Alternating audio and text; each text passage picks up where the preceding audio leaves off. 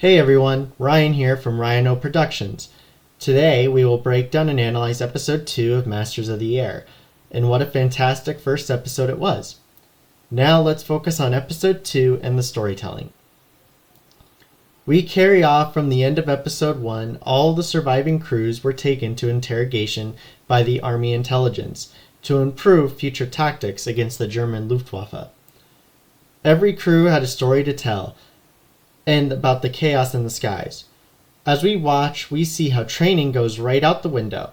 Some, due to the chaos, touch their machine guns without gloves, which are scalding hot, but also due to the altitude they are at, cause freezer burns. Some mistake coordinates, or some mess up in many ways due to the chaos, and maybe a bit of fear. We are introduced to some ground crews who are often forgotten because they did not fight in battle. But as we learn, and even in the show, they are showing that these men are crucial to maintaining the B-17s and making sure the men can fight. Even not in combat though, planes and crews are dying during the practice missions, or plane technical issues, such as the new rookie pilot and his crew who die within the first few minutes of episode 2. We now see new crews showing up, rookie crews and pilots replacing other young men in matters of days, weeks, and missions. Young men now can be referred to as old or more experienced for just simply surviving. We see how many crews have now become superstitious, relying on items, sayings, or ritualistic behavior before every mission. We see this with one soldier accidentally spilling salt, but being told by his crew members to throw some pepper, just to be safe. Rituals are one way, or even prayer, are for these men to try to feel safe before their missions.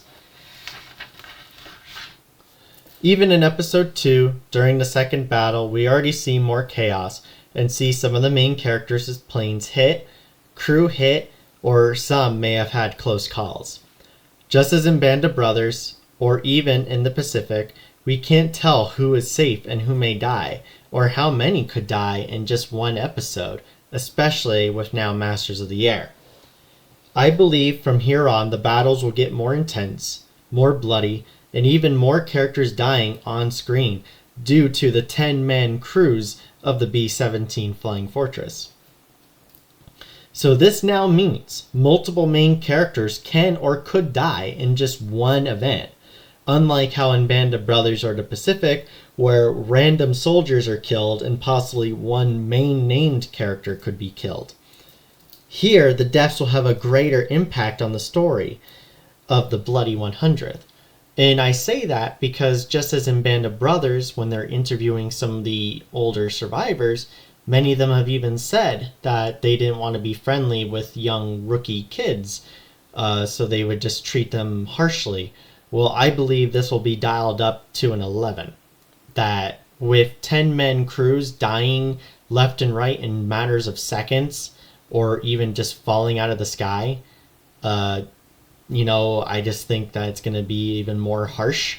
New rookies are going to be coming and going, and it's just we're going to have to see how many of these new characters, or the characters we're used to now, just in the first 2 episodes, react to even more death, and how it goes further into Europe that they must go.